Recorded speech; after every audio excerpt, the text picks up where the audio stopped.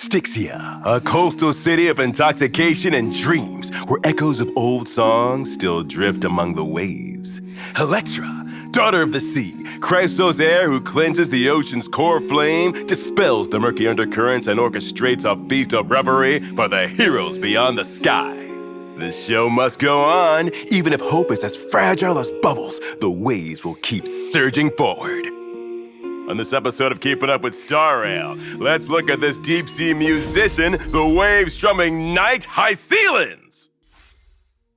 In order to better understand this holy city knight commander's wondrous deeds, we have the honor of inviting High-Sealins' superior, Emperor of the North, supreme commander of the holy city, tall and lofty conqueror.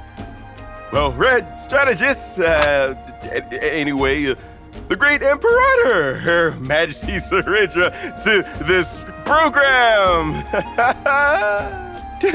Your Majesty is so busy, yet you still found time to grace this lowly show with your presence.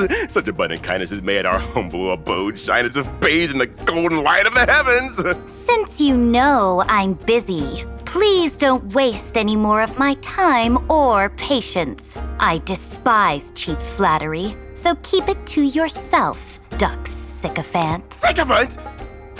Well then, let's not waste any more time in getting into today's topic!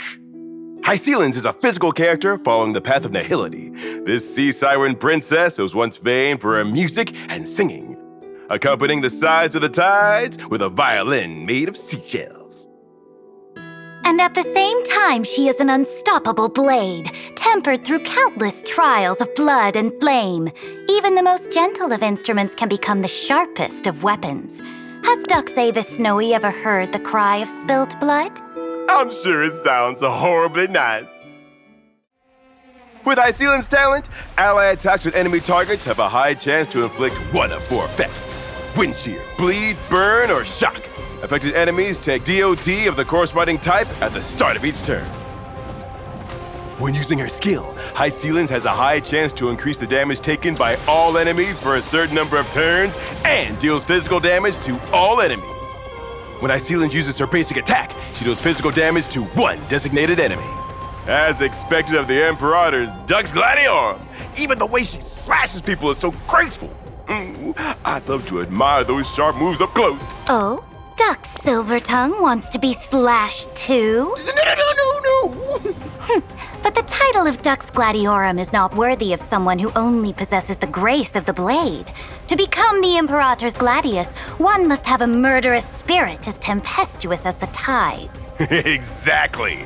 So when using her ultimate, High-Sealins creates a zone, reducing all enemies' attack and defense and deals physical damage to all enemies.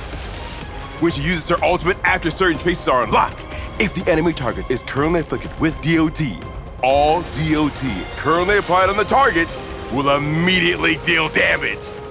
It's also worth noting, while targets are in the zone, each time they receive any DOT, they will take one more instance of DOT from High-Sealins.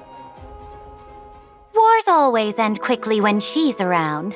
Her ability to clear the battlefield like a tide has taken care of many inconveniences for me, letting me focus on matters that are more deserving of the crown's attention. I must say, the Imperator really knows how to hire him. After unlocking certain traces, at the start of combat, High-Sealins will create a zone with the same effect as her ultimate. When High-Sealins deploys her zone, she will also recover one skill point. After using her technique, High-Sealins creates a special dimension that lasts for a fixed amount of time and automatically moves forward. Enemies within the dimension will enter the soul-struck state. They will not attack High-Sealins and will follow the dimension as it moves. After entering battle against enemies in the soul-struck state, there's a high chance to inflict two effects from wind shear, bleed, burn, or shock on all enemies. So, let's sum it up. High-Sealins can provide significant buffs for DOT lineups.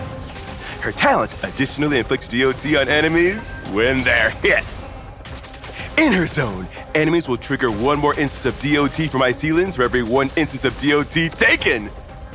With vulnerability inflicted from all enemies by High-Sealins' skill, a full team defense reduction from her zone, and her ultimate instantly triggering DOT, the enemies don't stand a chance. They're left to perish under DOT.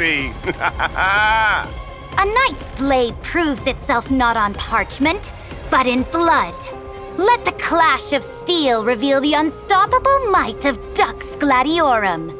Dux MC, let the fight begin.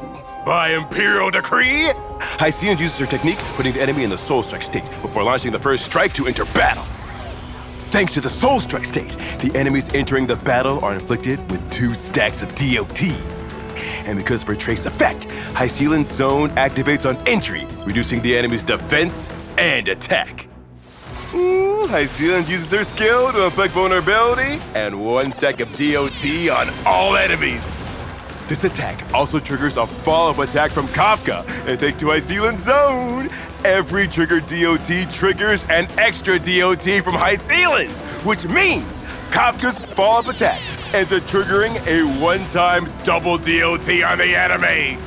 The enemy prepares to strike back, but traps out Hycelan's Zone. Go ahead and see what happens. Double DOT smacks them down before they can even twitch. Our teammates keep the momentum going of constantly dealing damage.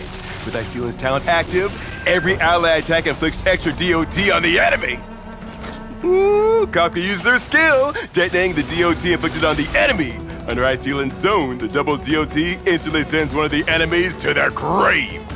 It's now Hycelan's turn again. She uses her skill to max out her energy and get ready for the crushing weight of the deep sea. Her ultimate triggers DOT on the spot, another enemy down. The rest of them are already drowning in DOT. Not to mention, they're still afflicted with vulnerability and defense reduction. Oh, do they even dare move? Ha! Of course not. And a wild storm of floating DOT text, the enemy drops one by one, and that's a wrap. Honestly, you gotta admire it. With someone like Hycelan's leading the charge for the Imperator's army, conquering the world should be a piece of cake, right? Ha! The thrones of this petty world mean nothing. To rule the board under Aquila's gaze? How dull. Only by crushing stars can one be worthy of the Imperator's crown. And if I may offer counsel, Your Majesty, though Dux Gladiorum stands unmatched and though your army knows no equal, if you truly are to seize the moon and stars, I believe you still need... Still need what? Still need someone who can smooth the way, build bridges, and cut deals across all factions in Your Majesty's name. Ideally, someone who has strategic partnerships with, say, Warship Alliance generals, Cosmos-renowned geniuses, maybe even a Universe-class fugitive or 2. I never would have guessed Dux Wordsmith had such connections. Oh, Your Majesty is truly perceptive. You knew right away. If Your Majesty allows it, I will gladly serve at your side. Not for flashy titles like Dux Director or Dux P40, but simply to serve, to solve, to support. That alone will be an honor beyond words. Very well, I grant you the right to follow my banner.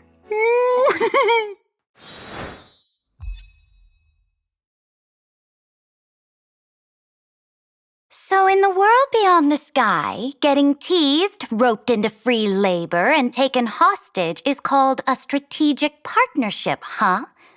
And people like that have titles like P40 or Director? Truly enlightening, wouldn't you say, Dux P40? Yes, quite enlightening. But now that you've sworn loyalty to my throne, how could I allow one of my own to keep getting teased, exploited, or held hostage?